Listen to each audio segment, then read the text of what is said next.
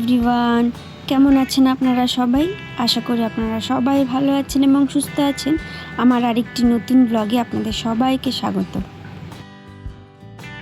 আজকে ব্লগটা শুরু করছি আমাদের গ্রামের বাড়ি থেকে। দিনটি ছিল রবিবার আর আমরা সকাল সকাল রেডি হয়ে পুজো দিতে চলে গেছিলাম আমাদের গ্রামের মন্দিরে। আসলে ওখানে আমি একটু মানত করেছিলাম, তো সেটাই পূরণ হয়ে গেছে আমার, যার জন্য আমি পুজো দিতে গেছিলাম। আর আমি ভাবলাম গ্রামের বাড়িতে যখন এসেইছি তাহলে পুজোটা একেবারে দিয়েই যাই, তাই জন্যই পুজোটা দিতে এসেছি।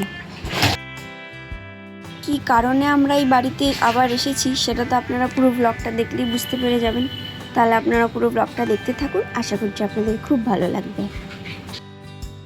আমার ছেলে তো সকাল সকাল কাদা মাখতে শুরু করে দিয়েছে। গ্রামের বাড়িতে আসলে ওকে আটকে রাখা যায় না, ও উঠোনের মধ্যে এদিক ছুটে বেড়ায় ওদিক ছুটে বেড়ায়, আর আমরা ওকে পাহারা দিতে থাকি। তো সেই মতো ও তো ওর কাজ শুরু করে দিয়েছে, আর তার সাথে সাথে আমরাও আমাদের কাজ শুরু করে দিয়েছি।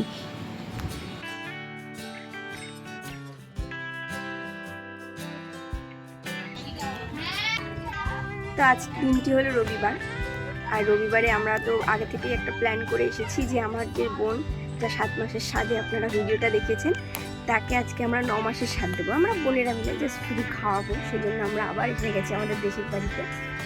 সকাল থেকে সব প্রিপারেশন চলছে, অনেক কিছু কাটা হয়ে গেছে, অনেক কিছু মানে পেঁয়াজ আদা রসুন এগুলো সব ছাড়ানো হয়ে গেছে, শাক বাছা এগুলো হয়ে গেছে, এগুলো হবে। আর মেনুতে আছে 9 রকমের ভাজা, আর ইলিশ মাছের ঝোল হবে বেগুন আলু দিয়ে, আর মাটন কষা, পোলাও হবে, আর হবে চিকেন কষা। তো ওই হলো আজকের মেনু। তো আপনারা তাহলে পুরো ব্লগটা দেখতে থাকুন, আশা করছি আপনাদের খুব ভালো লাগবে।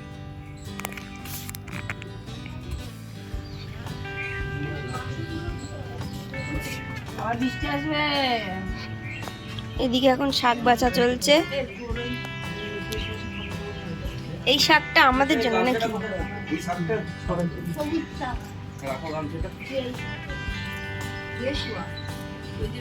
আর এরা এখন সকালের টিফিন খাচ্ছে, লুচি আর কচুরি আর তরকারি।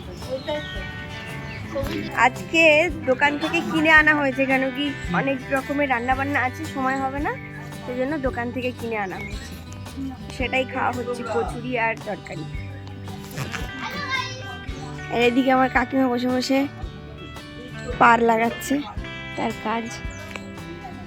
আর আমার ছেলে খেলে খেলে পাড়া ঘুরে চলে এসছে, ওর একটাই কাজ, ও বলেছে আমাকে কোলে নাও, পাচ্ছে না আর।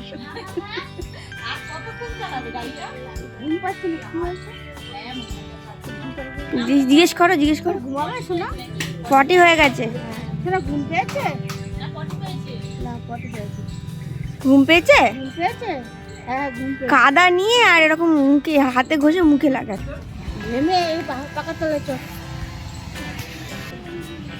এই যে আমাদের সকালের টিফিন, কচুরি আর আলুর তরকারি।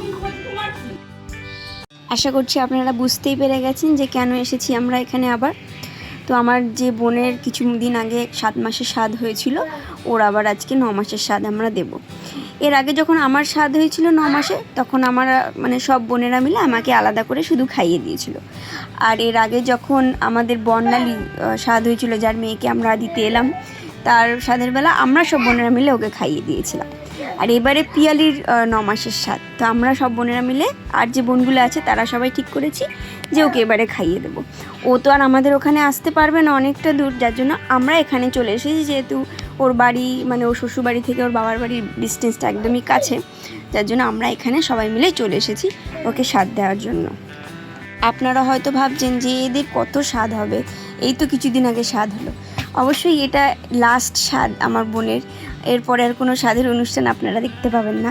এরপরে আরও 2টো বোন আছে যাদের বিয়ে এখন হতে অনেক দেরি আছে, বিয়ে হলে অবশ্যই আপনাদেরকে জানাবো, আর স্বাদের অনুষ্ঠান হলে তো আপনারা দেখতেই পেয়ে যাবেন, মানে বিয়ে হলে তো আপনারা অবশ্যই ব্লগও দেখতে পেয়ে যাবেন। তো যাই হোক, এদিকে তো আমি জিনিসপত্র নিয়ে বসে পড়েছি, বাজার থেকে কি এনেছে সেটা এখন খুলে খুলে দেখছি। আর ওদিকে মা দেখছিলাম চিকুকে পড়াচ্ছে, আসলে চিকুরও পরীক্ষা আছে, তো ওই ছোট অনুষ্ঠানটা যাতে তাড়াতাড়ি সেরে বাড়ি চলে যাওয়া যায় সেই প্রস্তুতি এখন করা হচ্ছে।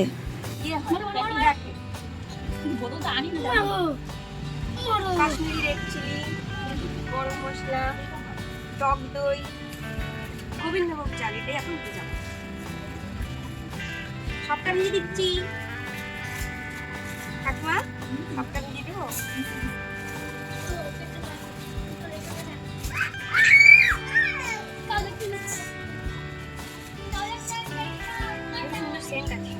ও মা ঘি মাখাবে না? হ্যাঁ এখন এই হচ্ছে ঘি, এই ঘিটা খুব ভালো ঘি। আর এখানে হচ্ছে আলু আর গোটা গরম মশলা। চলুন তাহলে চালটা ভিজিয়ে দিই।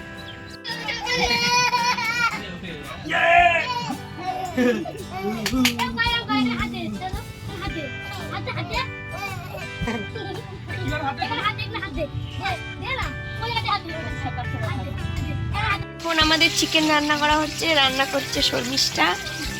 এই যে চিকেন, আলু ভাজা চলছে, আর এখানে পেঁয়াজ টমেটো সব কাটা আছে। ব্যাস, ওদিকে মাঝখানে কি হচ্ছে শর্মিষ্ঠা? শাক সিদ্ধ হচ্ছে, আর ওদিকে ভাত বসে গেছে।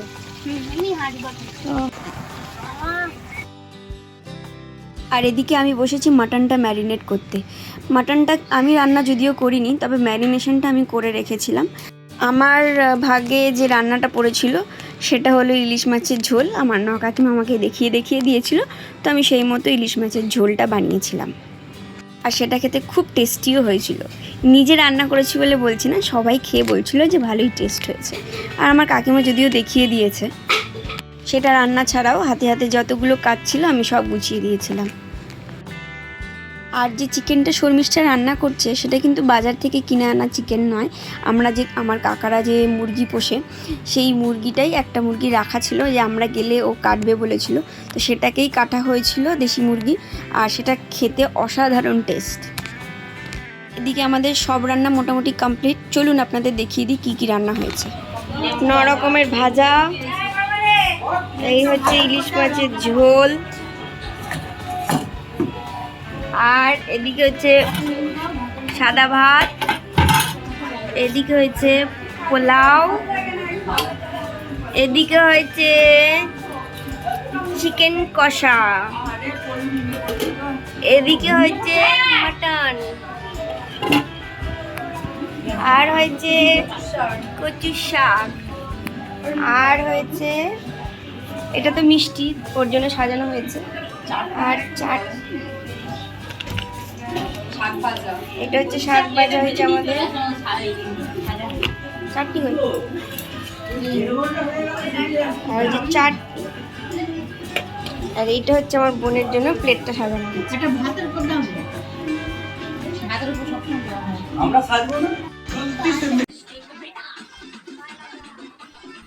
সবাই মিলে হাতে হাতে হেল্প করে দিতে রান্নাটা তাড়াতাড়ি হয়ে গেছে।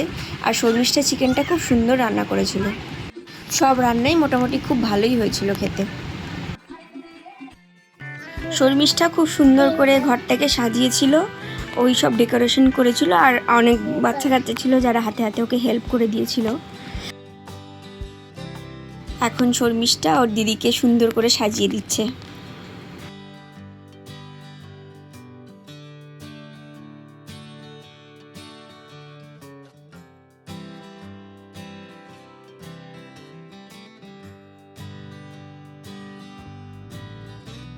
ব্যাস, ওর সাজাগোজা সব কমপ্লিট হয়ে গেছে।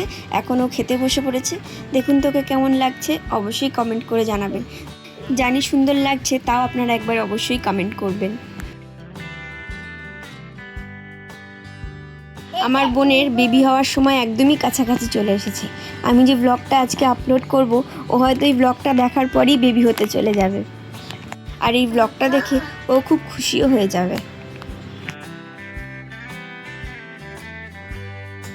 ওর সামনে সব কিছু সাজিয়ে দিয়ে ওকে খেতে দেওয়া হয়ে গেছে।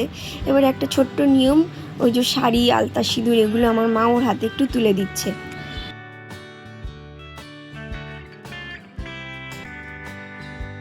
এবারে আমরা সবাই মিলে এক একজন করে একটু একটু করে ওকে খাইয়ে দেব।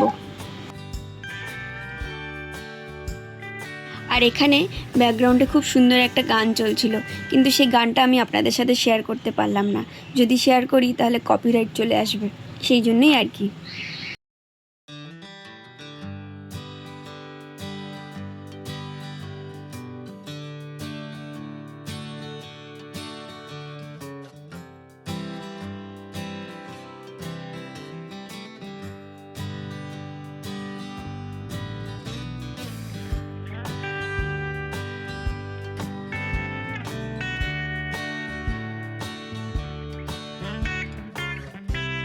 ব্যাস, আমরা সবাই আস্তে আস্তে একটু একটু করে খাইয়ে নিয়েছি। এরপরে একটু আমরা ফটোশ্যুটও করে নিয়েছিলাম সবাই মিলে। আর এই বোনটির সাথে তো আপনাদের পরিচয় করাতে ভুলেই গেছি, এটা হলো আমার বোনের মানে পিয়ালির মাসির মেয়ে। আস্তে আস্তে যতক্ষণ সময় নিয়ে হোক খাবে, কারণ ও এখন তাড়াতাড়ি খেতে পারছে না, আস্তে আস্তে অনেকটা সময় ধরে ধরে খাচ্ছে।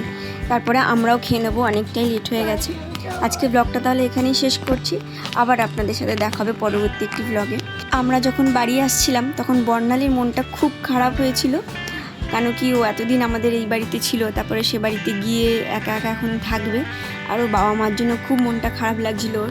সে যাই হোক, ওকে তো বাড়ি যেতেই হতো আর আমাদেরও বাড়ি ফিরতে হতো। আজকে ভিডিওটা এখানেই শেষ করলাম। আমার বোনকে আপনারা সবাই মিলে আশীর্বাদ করবেন যেন ওর একটি সুস্থ বেবি হয়। আপনারা সবাই ভালো থাকবেন এবং সুস্থ থাকবেন। ভিডিওটি ভালো লেগে থাকলে অবশ্যই একটি লাইক করে দেবেন। ধন্যবাদ।